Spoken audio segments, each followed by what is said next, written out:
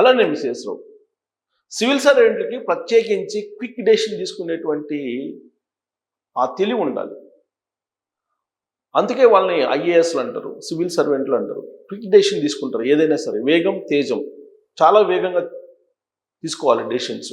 అప్పుడే ప్రజాసేవలో వాళ్ళు నిలబడగలరు.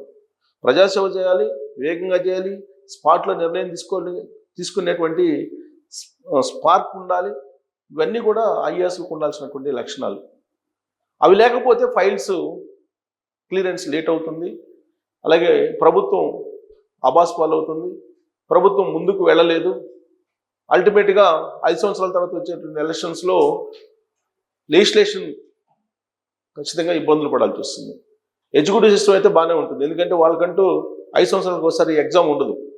కానీ పాలకులకు మాత్రం 5 సంవత్సరాలకు ఒకసారి ప్రజల వద్దకు వెళ్ళి ప్రజల చేత ఎన్నుకోబడాలి, ప్రజల కొరకు ప్రజల చేత ఎన్నుకోబడాలి వాళ్ళు. బట్ ఎగ్జిక్యూటివ్ సిస్టమ్ అనేది కరెక్ట్గా ఉంటే పాలకులు ఈజీగా 5 సంవత్సరాల తర్వాత ఎగ్జామ్ పాస్ కాగలరు, ఇమీడియట్గా మళ్ళీ గెలవగలరు. అందుకే చంద్రబాబు నాయుడు గారు అదే చెప్తున్నారు, మీలో నిర్లక్ష్యం అవసరం లేదు, నిర్లక్ష్యం ఉండొద్దు, క్విక్ డెసిషన్ తీసుకోండి, ఫైల్ క్లియరెన్స్ చేయండి అని చెప్పి ఆయన చెప్తున్నారు. స్పాట్లో నిర్ణయాలు తీసుకోవాలి అని చెప్తూ 7 డేస్కి పైగా ఫైల్స్ కనుక పెండింగ్లో ఉంటే ఎందుకు పెండింగ్లో ఉంది అనేది వివరణ ఇవ్వాల్సి వస్తుంది అని చెప్పి హెచ్చరిక జారీ చేశారు. తొలి హెచ్చరిక చంద్రబాబు నాయుడు గారు అధికారులకి, ప్రత్యేకించి ఐఏఎస్లకి, ఐపీఎస్లకి, హెచ్ఓడీలకి, ఉద్యోగులకి, ప్రత్యేకించి అందరికి కూడా ఒక హెచ్చరిక జారీ చేశారు. రాబోయేటువంటి రోజుల్లో రాతపూర్వక వివరణ కూడా ఇవ్వాల్సి వస్తుంది అనేటువంటి సున్నితమైనటువంటి వార్నింగ్ కూడా చంద్రబాబు నాయుడు గారు ఇచ్చారు. అయితే ఇప్పటి వరకు పరిపాలనలో ఎవరు బాగున్నారు, ఎవరు క్విక్ డెసిషన్స్ తీసుకుంటున్నారు, ఎవరు ఫైల్ క్లియరెన్స్లో ముందున్నారు అనేది కూడా స్క్రూటినీ చేశారు చంద్రబాబు నాయుడు గారు. దాంట్లో ముందు నిలిచారు హరి జవహర్ లాల్ గారు. హరి జవహర్ లాల్ గారు ఈయన డైరెక్ట్ ఐఏఎస్ కాదు, కన్ఫర్మ్డ్ ఐఏఎస్ అయినప్పటికీ కూడా ఆయన క్విక్గా నిర్ణయాలు తీసుకుంటున్నారు. గవర్నర్ రాజ్భవన్లో కూడా ఆయన వర్క్ చేశారు. అంతకుముందు కలెక్టర్గా ఉత్తరాంధ్రలో చేసినటువంటి ట్రాక్ రికార్డు ఉంది. ఆయనకి సంబంధించినటువంటి బ్రీఫ్ చూసుకుంటే హరి జవహర్ లాల్ అని ఆయన కన్ఫర్మ్డ్ ఐఏఎస్. గతంలో ఆయన వైద్య ఆరోగ్య శాఖ సెక్రటరీ హోదాలో చేశారు. ఆయన డైరెక్టర్గా 2023లో, గవర్నర్ కార్యదర్శిగా 2025 జూన్లో చేసి రిటైర్ అయ్యారు. ఆయన ఇప్పుడు ప్రెసిడెంట్ ఎక్స్టెన్షన్లో ఉన్నారు. 7 ఏడాది పాటు సర్వీసు పొడిగించారు ఆయన. ఆ పొడిగించినటువంటి టైం తదుపరి ఉత్తర్వులు వచ్చేంత వరకు కూడా ఎక్స్ అఫీషియో కార్యదర్శి జాబితాలో ఆయన కొనసాగుతారు. 2005 బ్యాచ్కి సంబంధించినటువంటి ఐఏఎస్ ఆఫీసర్ ఆయన. బేసిక్గా ఎంబీబీఎస్ గ్రాడ్యుయేట్ అయిన తర్వాత ఎల్ఎల్బి కూడా చేశారు. 2018లో విజయనగరం కలెక్టర్గా పనిచేశారు. 2021లో ఎండోమెంట్స్ కమిషనర్గా, అలాగే జాయింట్ సెక్రటరీ హోదాలో పనిచేశారు. కమిషనర్, జాయింట్ సెక్రటరీ హోదాలో.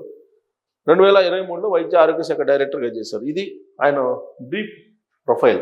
ఆయన గురించి ఎందుకు ప్రత్యేకంగా చెప్పుకోవాల్సి వస్తుందని అంటే, ఆంధ్రప్రదేశ్లో ఉండేటువంటి ప్రభుత్వంలో అందరూ ఐఏఎస్లో టాప్లో నిలిచారు ఆయన, చంద్రబాబు నాయుడు గారు ఇచ్చినటువంటి ర్యాంకింగ్స్లో. అందుకే ఆయన గురించి చెప్పుకోవాల్సి వస్తుంది. ఈ సందర్భంగా అసలు ఏ శాఖలో సంతృప్త స్థాయి ఉంది, ఏ శాఖలో ఉండేటువంటి అధికారులు ఎన్ని ఫైల్స్ క్లియర్ చేశారు, ఎవరెవరు ఎంత చేశారు, సీఎంఓ ఆఫీస్ పరిస్థితి ఏంటి అనే దాని మీద ఒక డేటా కూడా రిలీజ్ చేశారు చంద్రబాబు నాయుడు గారు రివ్యూ మీటింగ్లోనే, హెచ్ఓడి రివ్యూ మీటింగ్స్లోనే.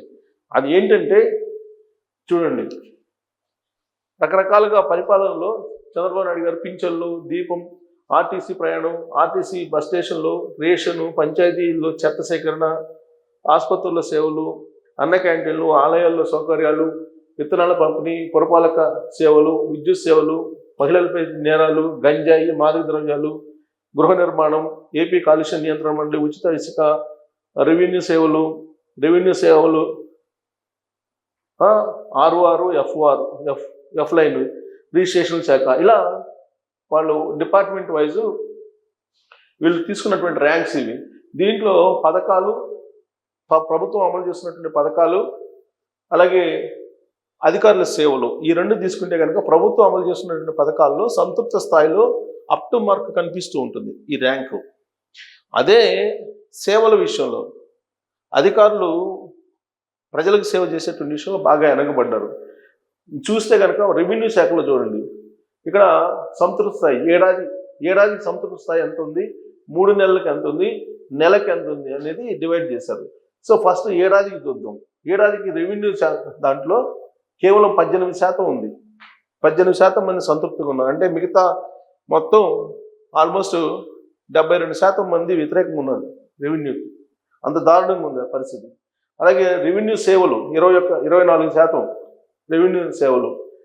ఈ రెండు చూడండి ఎంత దారుణంగా ఉన్నాయి. అలాగే రిజిస్ట్రేషన్ సేవలు 42% బాగుందన్నారు, మిగతా వాళ్ళు బాగలేదు అంటున్నారు. సో ఇక్కడ చూడండి, నవంబర్ నెలది ఇది, డిసెంబర్ నెలది ఇది రెవెన్యూది మాత్రమే. రిజిస్ట్రేషన్ శాఖది నవంబర్ డిసెంబర్దే ఇచ్చారు. రెవెన్యూది ఏడాది చూస్తే దారుణంగా ఉంది, 3 నెలలు చూస్తే కొంత పర్వాలేదు, ఇప్పుడు నెలలు చూస్తే కొంత పర్లేదు అనిపిస్తుంది. ఈ రెవెన్యూ శాఖ మీద ఉన్నంత వ్యతిరేకత ప్రజల్లో ఇంకా ఏ శాఖ మీద ఉండదు. ఆ తర్వాత పోలీస్ శాఖలో ఉండొచ్చు ఉంటే. సో ఇక్కడ ఏపీ కాలుష్య మండలి ఇది అంతే, ఏడాది 25% సంతృప్తి స్థాయి ఉంది. గృహ నిర్మాణం 61% సంతృప్తి స్థాయిలో ఉన్నారు. గంజా ఇది 28% సంతృప్తి స్థాయిలో ఉన్నారు. అంటే మిగతా వాళ్ళంతా అసంతృప్తిగా ఉన్నారు. మహిళలపై నేరాలు 27% సంతృప్తిగా ఉన్నారు, నేరాలు జరగట్లేదని. మిగతా వాళ్ళు వ్యతిరేకంగా ఉన్నారు. పోలీసు స్పందన, భద్రతపై అవగాహన, విద్యుత్ సేవలు బాగున్నాయని చెప్పి 63% ఉంది. విద్యుత్ సేవల విషయంలో బాగానే అప్ టు మార్క్ ఉంది, అంటే 60% అబోవ్ ఉంది. పురపాలక సేవలు 60% అబోవ్ ఉంది. విత్తనాల పంపిణీ 58% ఉంది. ఆలయాల సౌకర్యాలు ఇది కూడా అప్ టు మార్క్ ఉంది, 71 గత 3 నెలల్లో. అన్న క్యాంటీన్లు 82% ఉంది, బ్రహ్మాండంగా ఉంది. చూడండి ఆసుపత్రి సేవల్లో ఇంకా ఇవ్వలేదు, ఇక్కడ ఇచ్చారు కానీ 75% ఉంది. పంచాయతీల చెత్త సేకరణ 64% ఉంది. రేషను 72%, ఆర్టీసీ బస్టాండ్లు 54%, ఆర్టీసీ బస్సు ప్రయాణం 71% బాగుంది అంటున్నారు. ఆర్టీసీ బస్టాండ్లో 53% ఉంది. ఏడాది తీసుకుంది సగటున. పథకాలను పింఛను 85% ఇంటి దగ్గర ఇస్తున్నారు. అట్ట 85% మంది సంతృప్తి స్థాయిలో ఉన్నారు పింఛను విషయంలో. దీపం పథకం విషయంలో 74 ఉన్నారు. ఆర్టీసీ ప్రయాణం ఉచిత బస్సు 71 ఉన్నారు. ఇట్లా ప్రభుత్వ సంక్షేమ పథకాలు ఏవైతే ఉన్నాయో వాటి అందజేయడంలో సక్సెస్ఫుల్గా ఉంది. రెవెన్యూ శాఖ, రిజిస్ట్రేషన్ శాఖ అత్యంత దారుణమైనటువంటి పరిస్థితిలో ఉన్నాయి. ఆ తర్వాత పొల్యూషన్ మండలి పనితీరు బాగలేదు. సో లాస్ట్ 4 వరస్ట్గా ఉన్నాయి. అందుకే చంద్రబాబు నాయుడు గారు మీ పద్ధతి మార్చుకోండి అని చెప్పి డెడ్ లైన్ పెట్టారు. సంక్రాంతి తర్వాత మీ సంగతి చూస్తాను. దస్త్రాల పరిష్కారం, ఐఏఎస్లు దగ్గరికి వచ్చేటువంటి ఫైల్స్ ఏవైతే ఉంటాయో ఆ ఫైల్స్కి సంబంధించి ఎలాంటి నిర్ణయాలు తీసుకుంటున్నారు, ఎలా తీసుకుంటున్నారు, ఎవరు తీసుకుంటున్నారు బాగానంటే పరిష్కారాన్ని తీసుకున్న సగటు సమయం, వాళ్ళ దగ్గరికి వచ్చినటువంటి ఫైల్స్కి సగటు సమయాన్ని, ఎన్ని ఫైల్స్ వచ్చినాయి ఏంటి, ఎంత మొత్తం టైం డ్యూరేషన్ తీసుకుంటే సగటున 2 గంటల 55 నిమిషాలు, సుమారు 3 గంటల పాటు ఈయన పరిష్కరించినవి 869. సగటున పరిష్కారానికి 2 గంటల 55 నిమిషాలు పట్టింది ఆయనకి. అందుకే ఆయన టాప్లో నిలిచారు జవహర్లాల్ గారు.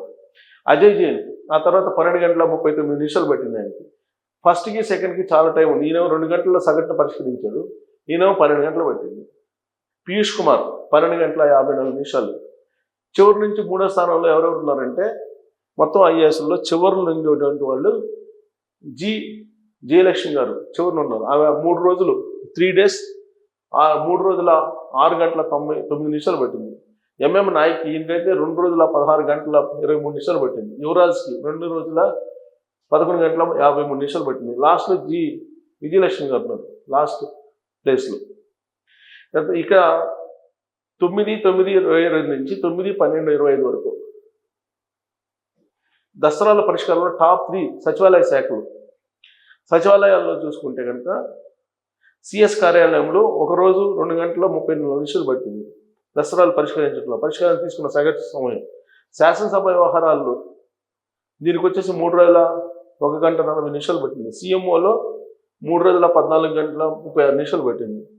అంటే సిఎస్ కార్యాలయం స్పీడ్గా ఉంది, శాసనసభ వ్యవహారాల తర్వాత ఉంది, సీఎంఓ ఆఫీసు కొంచెం డిలేగా ఉంది.